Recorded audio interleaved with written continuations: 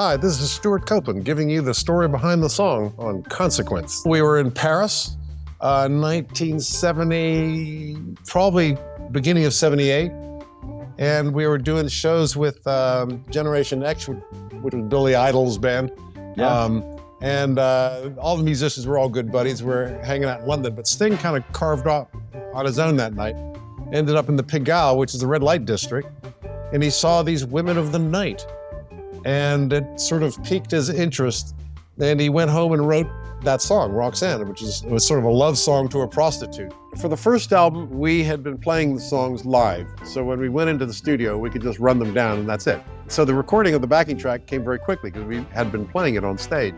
The vocal has that moment where Sting does his vocal overdub, and in the introduction, he's waiting for the song to begin, and they say, hang on, we're gonna run the tape back. And the tape was running, so he sits back on the piano, which is right behind him, and he, forgetting that the lid was open, so he sits down and plays a butt chord.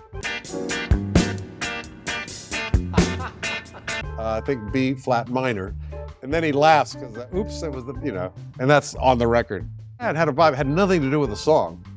Completely out of keeping with the sentiment of the lyric, but kind of had a vibe. We were recording, and my brother Miles came down, who was not yet our manager, but he came down just to offer advice, and he supplied something very valuable called dumbass. He doesn't know anything about music, but he knows a hit when he hears it.